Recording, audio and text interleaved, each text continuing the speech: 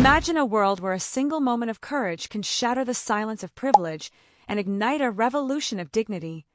This is the heart of the Jones life stories, and tonight, we invite you to a tale that will grip your soul and inspire your spirit. Picture the Gilded Spoon, London's most exclusive restaurant, where chandeliers cast a golden glow over the city's elite, and every gesture is weighed by power and prestige. Conversations hum, glasses clink, and a live jazz trio weaves a soft melody through the air. Suddenly, silence falls like a heavy curtain, thick with anticipation. Cutlery freezes, eyes turn, and the room holds its breath. At the center stands 10-year-old Clara Sterling, her legs trembling in metal braces, her small hand reaching out to Samuel Hayes, the restaurant's only black waiter, with a question that defies the room's unspoken rules. "Would you dance with me, sir?" The jazz trio falters, their notes dissolving into a hesitant hum. Clara's mother, Eleanor Sterling, CEO of Sterling Industries and one of Britain's wealthiest women, stiffens in her seat.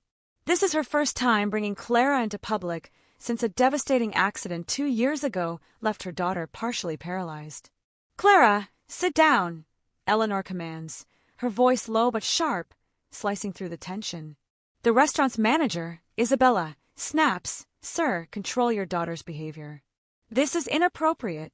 Samuel, who has spent 5 years perfecting the art of invisibility in this world of privilege, pauses, his gaze shifting between Isabella, Eleanor, and Clara's hopeful eyes.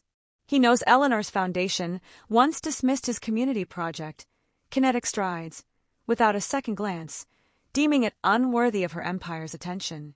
Yet, something stirs within him. To everyone's astonishment, Samuel removes his crisp white jacket, folds it neatly, and smiles at Clara. "Can't dance in a jacket, can I?" The room gasps. Eleanor shoots to her feet. "What do you think you're doing?" she demands, her voice a mix of shock and authority. Samuel meets her gaze with calm resolve. "I'm accepting an invitation, ma'am." Clara takes a hesitant step, her braces screeching against the polished floor, each movement a testament to her courage. Samuel doesn't guide or pull her. He matches her pace, letting her lead. Whispers ripple through the crowd. "He's getting fired tomorrow," a man mutters. Eleanor stands frozen, a memory flooding her mind. Her late husband, Christopher, dancing with Clara in their sunlit living room. Twirling her, she giggled. "It's about connection," he'd said. Now, watching Clara's clumsy steps transform into shy pride, Eleanor sees something she hasn't seen since the accident. Her daughter's smile, radiant and alive. The manager, Isabella, steps forward, promising, "This will never happen again, Miss Sterling." But Eleanor remains silent, Clara's joy echoing in her mind like a melody she'd forgotten. Samuel bows to Clara, his voice formal yet warm. "Thank you for asking me out. It was an honor." As he turns to leave, Eleanor's voice cuts through.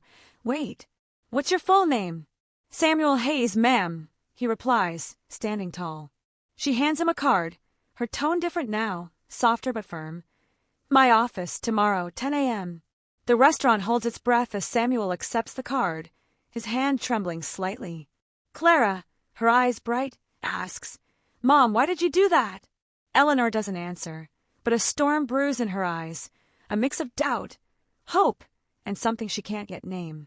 At the Jones Life Stories, we believe one act of dignity can spark a silent revolution capable of transforming lives forever. Like, share, and subscribe to our channel to follow this journey of courage and connection. The next morning, Samuel, dressed in his best suit, feels out of place in the gleaming lobby of Sterling House, where marble floors and glass walls scream wealth. He's ushered to the 18th floor, where Eleanor's office overlooks London like her personal domain. Mr. Jenkins, a curt executive, escorts him muttering, "She had you fired, didn't she?" It happens when powerful clients call. Samuel smiles, unruffled. "And where exactly is my place?" Before Jenkins can respond, he's called away, and Samuel steps into Eleanor's office. She greets him coolly, her silence deliberate. "Do you have a background?" she asks, her tone probing. Samuel, unflinching, shares his story: a bachelor's in child psychology from UCL, an incomplete master's in adaptive movement therapies due to family obligations, and 3 jobs: waiter, charity shop worker, and support worker for children with disabilities. He co-founded Kinetic Strides, a movement program for kids like Clara, now on the brink of closure due to lack of funding.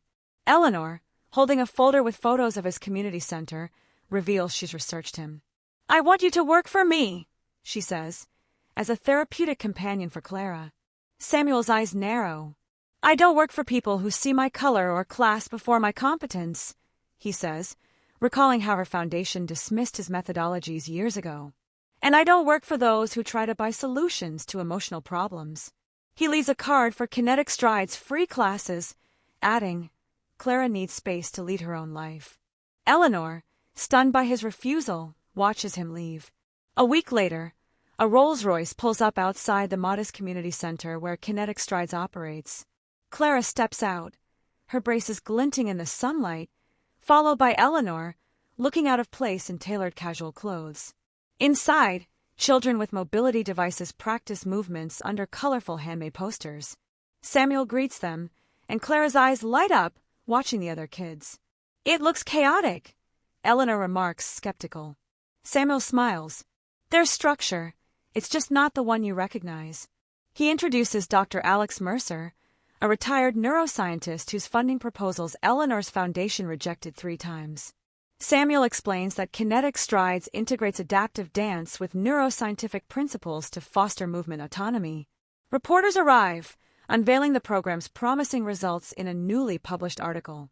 Eleanor, sensing manipulation, learned Samuel recognized her at the restaurant and saw Clara's dance as an opportunity to showcase his work. As tensions rise, Clara removes one brace and takes a shaky, unsupported step, cheered by the other children.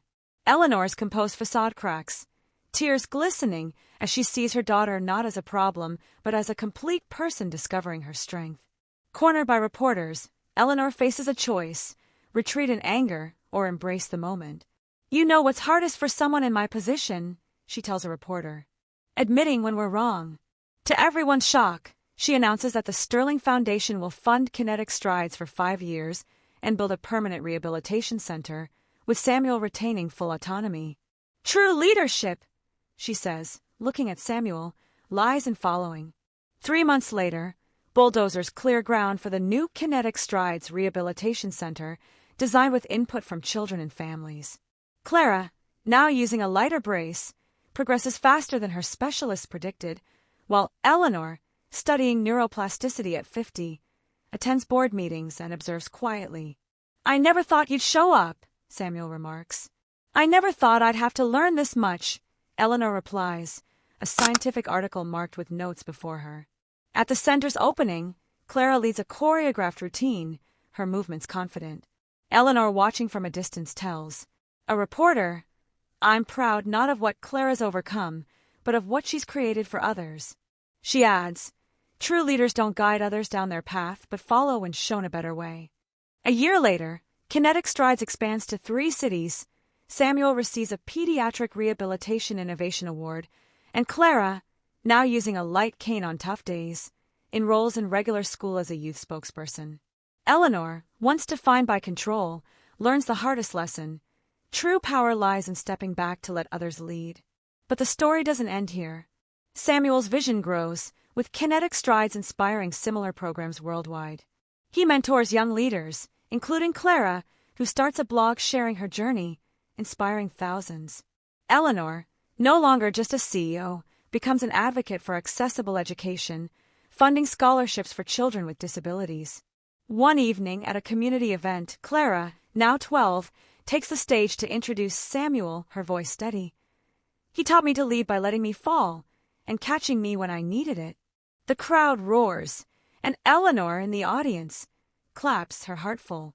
At the Jones Life Stories, we believe the greatest revolutions begin with a single, authentic step: Clara's dance, Samuel's courage, Eleanor's humility.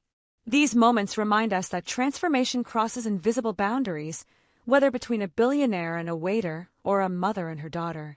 Like, share, and subscribe to the Jones Life Stories to be inspired by more tales of dignity, connection, and the courage to follow where others lead. Together, let's celebrate the steps that change the world.